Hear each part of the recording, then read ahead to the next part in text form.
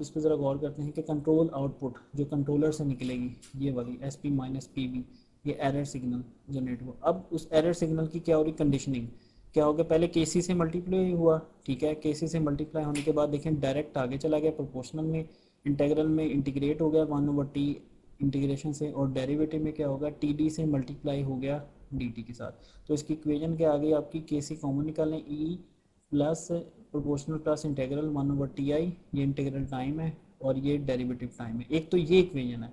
दूसरी इक्वेशन इसकी क्या होगी पीआईडी कंट्रोलर की, इसको अंदर ज़रब दे दें तो वो क्या बन जाएगी, के पी प्रोपोर्शनल गेन के सी इंटू ई, उसके बाद आ गया था के आई, वो क्या होगी के सी ओवर टी आई, और के डी जो कि क्या होगी के सी इंटू टी डी। तो ये दो इक्वेशंस यूज़ होती हैं जब आप इंडस्ट्री में भी इसकी ट्यूनिंग करेंगे। आपको कुछ जगहों पे ये वाली इक्वेशन इम्प्लीमेंटेड नज़र आएगी, कुछ कुछ कंट्रोलर्स में आपको दूसरी गेन इम्प्लीमेंट इक्वेशन नज़र आएगी, बट वो आप फ़ौरन पहचानना है कि कौन सी इक्वेशन है। यानी अगर आपसे वो पूछेगा जी गेन प्रोपोर्शनल गेन या कंट्रोलर गेन और टाइम, अगर टाइम पूछ रहा है तो इसका मतलब है ये इक्वेशन है। अगर आपसे वो प्रोपोर्शनल गेन, इंटेग्रल गेन और डेरिवेटिव गेन पूछ रहे हैं तो आप समझ जाएंगे वो मल्टीप्लाई करने के बाद वाली इक्वेशन पूछ रहा है। अच्छा, अब उसके बाद हम देखते हैं इसका ओवरऑल रिस्पांस। ये देखें, ये कुछ ग्राफ्स बड़ा ज़बरदस्त, इसको क्लियर करते हैं। जैसे ये प्रोपोर्शनल ओनली कंट्रोल है, उसमें आप देख लें कि ऑफसेट है, तो अगर आप के सी को इंक्रीज़ करेंगे आपका ऑफसेट कम हो जाएगा लेकिन रहेगा।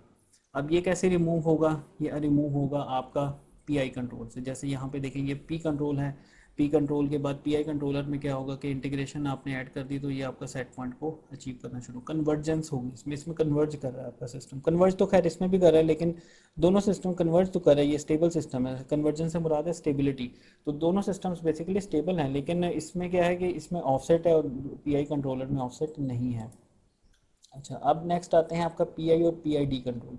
पीआई में क्या होगा कि देखिए पीआई कंट्रोल आप देखेंगे इसका ओवरशूट भी ज़्यादा है और इसका सेटलिंग टाइम भी ज़्यादा है, ये देर बाद जाके सेटल हो रहा है। सेटल से क्या मुराद है कि 98% ऑफ द फाइनल वैल्यू, यानी अगर 100 तो ये 98 तक कितने टाइम में पहुँचेगा।